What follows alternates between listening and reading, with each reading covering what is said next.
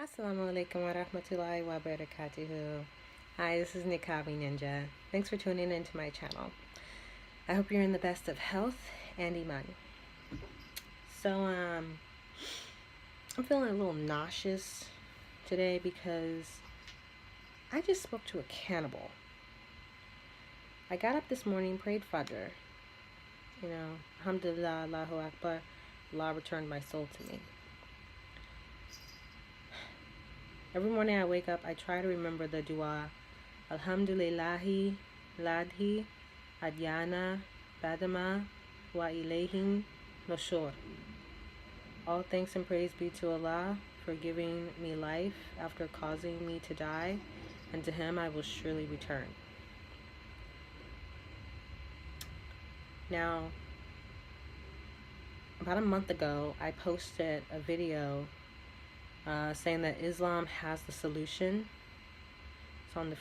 It's on the Deen show, or from the Deen show, which is one of the channels I watched a lot and still do sometimes, but especially when I first became a Muslim about 3 years ago. Brother Eddie on the show just had some topics that were really interesting to me. Aloysius DeFranco. I am trying to make a video and you're scratching on the box. Really? Making all this ridiculous background noise? Man, my cats. Oh, my fur babies. So anyways. A couple of Muslims, mashallah, said some really nice things. Like, thank you, sister, for posting this. May Allah give you Jannah for Deuce. Assalamu alaikum. Those good things, the things that I love about the Ummah. MashaAllah. And I try to always give those back, especially when I'm posting on other people's channels. Now, we've all heard things in the past about certain Muslims. Numan Ali Khan, Yasir Qadi, Mufti Mink,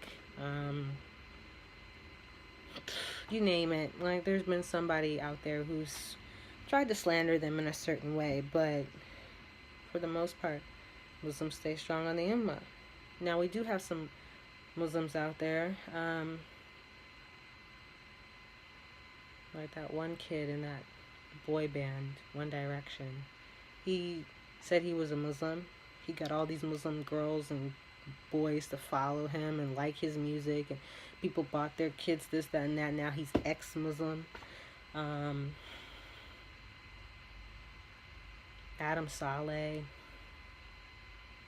Dina Tokyo, who I made a video about. I didn't make a video about her. I was just like making a video because it was upsetting me how much attention she was getting just because she took off her hijab. Like, big whoop, she took off her hijab. And what I like to remind my fellow Muslims about is that on the day of resurrection, you're not even going to care about your own parents or your children. So why do you care so much about these people now? They're going to, literally, on the day of resurrection, a woman will drop her baby out of fear. Like, she's not even going to care. So why do you care so much about anybody like Dina Tokyo or anybody else? Like, that was my whole thing. I'm like, what about you Muslims? And see, that's not what I don't understand about Muslims here in these Western countries. Like, you could say, oh, I'm from Pakistan. Yeah, I'm from here. I'm from there. No offense to people from Pakistan. I actually have a few Muslims that are my friends who are Pakistanis, and I love them dearly. I'm not saying any type of bad stuff about people from Pakistan, but I'm just saying you have certain Muslims that say, I'm from here, I'm from there, I'm from this and from that. But then you move to a Western country, or you grow up in a Western country, and if somebody were to tell you to go back home, go back to your ancestral home, regardless if your parents were from there or not, you'd be like, what? No, I'm not going back home. What are you talking about? No, I'm not going back home. I'm not going back home. So, it's interesting when Muslims will promote their ethnicity, but when it comes down to it, they want to stay where they're at. But then we want to become very judgmental of other Muslims. You know, we want to say, sorry, that is my computer. I'm just logging on so I can get my Dalil up here. I have a couple of sites that I want to mention.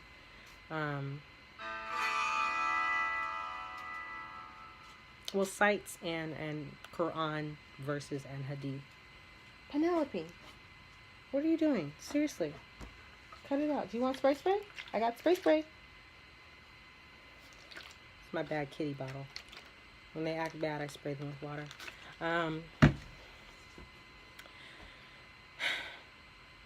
So basically, when we backbite, and think of that word, backbite. Backbite. You want to bite someone's back. It's a creepy thing to do if you think about it. Like, imagine a horror movie. This thing jumps out at the main character and bites him on the back. It'd be freaky. Or just if a human did it to another human. Forget a monster. Like, human doing it to another human. You're like, ew, what is he trying to do? Eat him? It's cannibalism. So I post this video about, you know, Islam being the solution with Khalid Yasin from the Deen show. Many Muslims say nice thing, but then all of a sudden here comes this, I guess she's a Muslima, cannibal. Because all she's doing is backbiting Khalid Yasin. Calling him names, saying he's doing this, saying he's doing that. And I really don't want to repeat it. I'll link the video so that you can see the comments yourself. But at first I start out trying to remind her about Allah, trying to remind her not to spread gossip, trying to remind her about the Quran and the Hadith, trying to remind her that, you know, basically don't walk into somebody's home with a slab of raw meat dripping and then trying to give salams. Like, that's not proper. But this person, I didn't say that. That was just the gist of it. Basically, don't be disrespectful on someone else's channel. Don't be disrespectful on someone else's page. If you want to do that on your own page, if you want to do that in your own space, if you want to do that on your own social media account, fine, that's your space. But don't come over here on my channel calling me a sheep of Khalid Yasin, saying that I love and worship Khalid Yasin, telling me that I'm doing social media battles for Khalid Yasin all over one video that I post. I could see if I had like 20 videos from Khalid Yasin. But just one video of Khalid Yasin. Of all the stuff that I got, of all the playlists that I got, really? Like, I'm sorry. It's just a little too much. I have a couple of Khalid Yasin's video because I like what the man has to say. MashaAllah. Allahu Akbar. You know, all this other talk. Like, I could say I never want to listen to Numan Ali Khan anymore because there was rumors floating around about him. Oh, I never want to listen to Mufti Meek anymore because there are rumors floating around about him. Why am I going to let rumors from a source filled with gossip, especially from a source that's non-Islamic, influence me and how I treat my fellow Muslims? If that's the case, I might as well listen to Fox News. Don't get me wrong, when I first became a Muslim, I met some really tawdry Muslims. I was to a point where I prayed to Allah, I made dua to Allah, please, Ya Allah, allow me to meet some good Muslims, because I'm to the point where I am just going to study and stay in my house and never go to the masjid. Wallahi. Please send some good Muslims my way. Ya Allah. Ya Rabbi. And he did. Subhanahu wa ta'ala. He did. You know, I had not only sisters who helped me with Ramadan, but mashallah, I have my best friend. And she had a baby recently, and now guess what? I'm a godmom, and I'm going to go see my godbaby next month. I can't wait to meet her. She's so cute. You know, mashallah, inshallah. But, you know, Allah blessed me with beautiful friendships in Islam. And I'm not going to let what somebody said twist my nature. And I learned that when I made that dua and I met good Muslims. I realized I did have a support system. I realized that there is love out there, and all you have to do is what this religion tells you. And even in the struggle, even in that jihad, you will find blessings. But if you're going to promote fitna, if you're going to promote dissension, hate, discourse, you're a munafiq. You're a hypocrite. And this person proved himself to be a hypocrite. Because after quoting hadith and Quran about gossip, she kept going. Oh, she kept going. She wanted to do it even more. She wanted to spread it even more. And so that was proof right there to me that it's been proof every single time I've come up to a situation like this, that if you've been guided by Allah, no one can misguide you. But if you've been misguided, no one can guide you but Allah subhanahu wa ta'ala. Only Allah can guide you. That's it. Khalas. So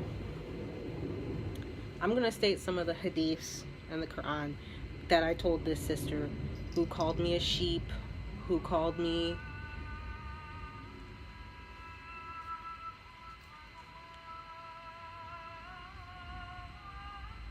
okay, so Dhuhr's in. So I'm going to go pray. And I'm going to make a part 2 because I don't want to miss Dhuhr. So this one's like 12 minutes long or so. I'm going to go make wudu, I'm going to pray. Oh, quick little bit of advice before I go to pray and then thusly make part 2. To protect yourself from Dajjal, which I just learned. It is, I believe it's Sunnah. I gotta double check my sources. Don't quote me on it. But I did learn recently that protection from Dajjal, along with learning 10 verses from Surah Al-Kahf, I think it's the 10 first verses.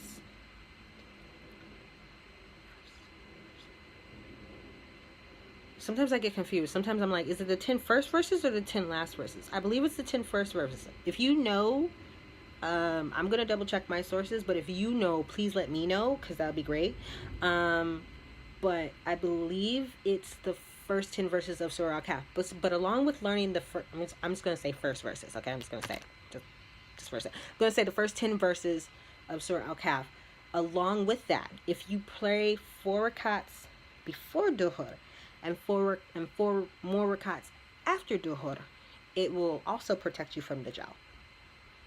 I need to check my sources on that, though. I will get back to you on that. Maybe after, yeah, I'll see if what I can get and I'll post it. Yeah. Okay. Assalamu alaikum.